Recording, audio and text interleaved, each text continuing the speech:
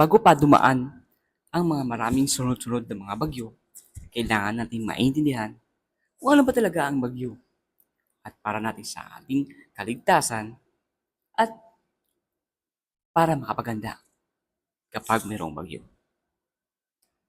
Halika, nating alamin sa pityong ito.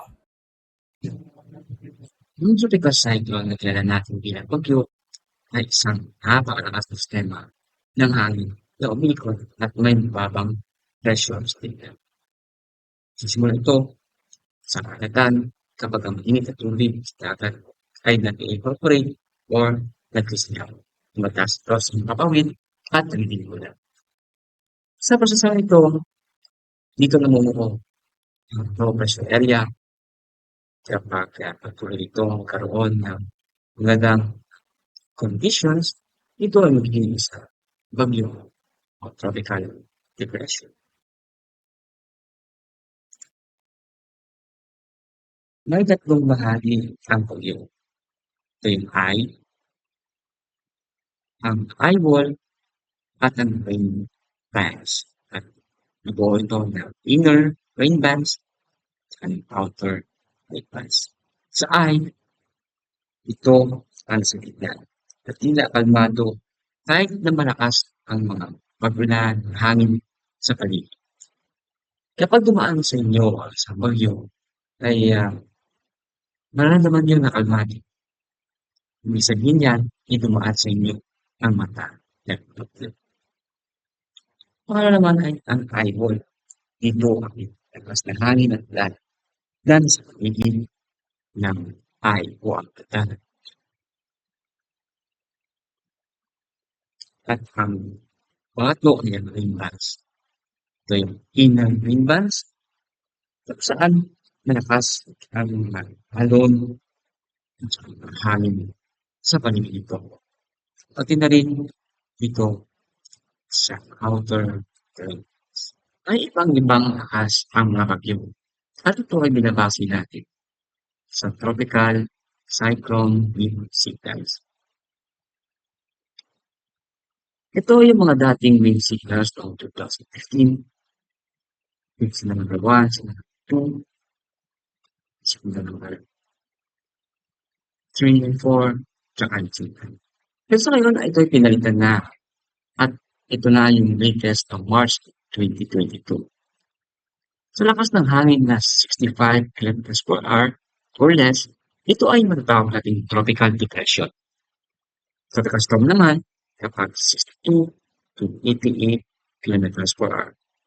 Severe tropical storm naman kapag umaabot ng 89 to 117 kilometers per hour. At typhoon naman nasa 118 to 184 kilometers per hour. At super typhoon naman kapag 185 kilometers per hour or mas pataas pa. At sa mga kategoriyang ito, kapag tropical depression, ang pinakamalakas na signal na may bibigay ay signal number 1. Signal number 2 naman sa tropical storm. Signal number 3 naman sa severe tropical storm. At sa typhoon, signal number 4. At para naman sa super typhoon ay signal number 5. Narito ang para maintindihan. Kapag ito yun, mag-stock tayo ng pagkain, canned goods, at saka malinis na tubig para sa tatlo hanggang sa pinakakam. Yan dahil na ating mga flashlights, ating mga baterya, ating first aid kit, mga medisina, emergency money, at importanteng dokumento. Kailangan po i-charge yung ating mga cellphones in case na magkaroon ng blackout.